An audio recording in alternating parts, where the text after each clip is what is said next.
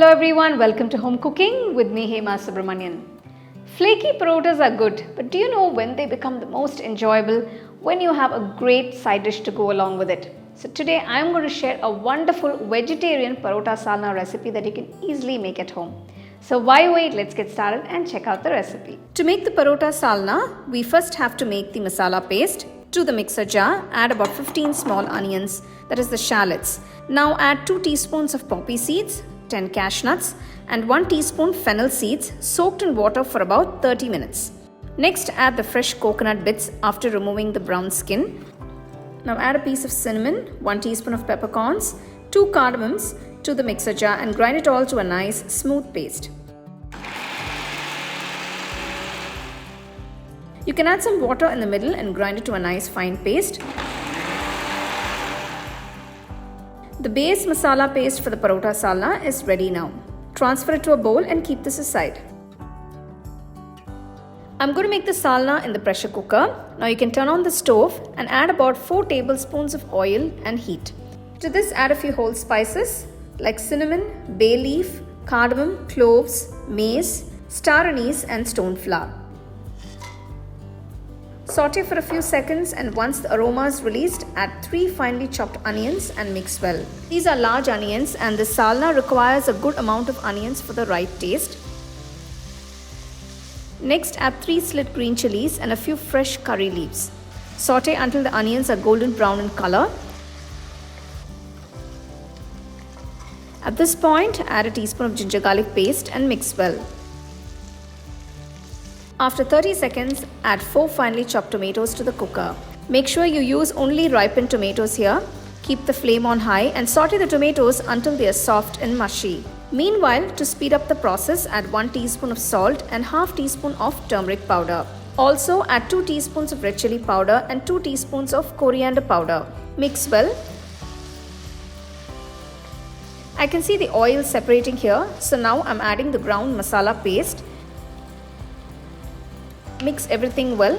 Keep the flame on medium-low and cook the masala for about a minute or 2. Since the gravy is pretty thick, I'm adding about a cup of water used in the mixer jar to take out the masala stuck to the sides. I'm also adding 1 cup of plain water. Mix everything well and remember that this has to be diluted. Otherwise the gravy can get burnt quickly.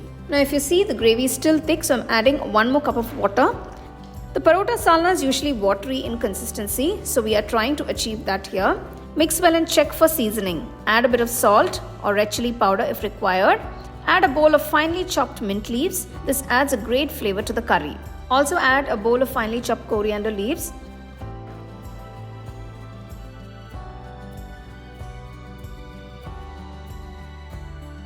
Now I'm adding a teaspoon of salt to adjust the taste.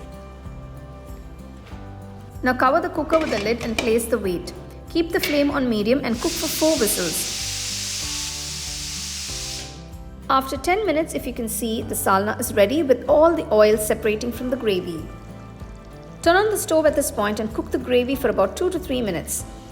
There's a great aroma coming here and the gravy is no longer raw. Our delicious Parotta Salna is ready to be served. You can turn off the stove at this point and serve it with some nice hot parottas. This actually tastes great with biryanis too.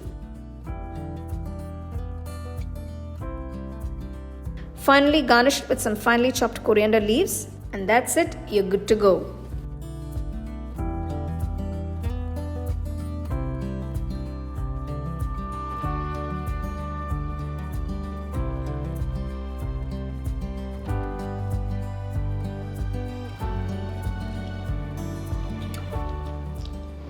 Oh my God.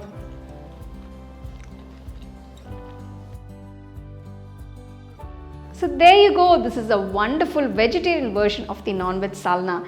This not only goes great with parottas but also with any type of rotis and tiffins like idlis and dosas. Now you can also enjoy it with some nice mild flavored rice. Do try the recipe, enjoy and share it with your family and friends.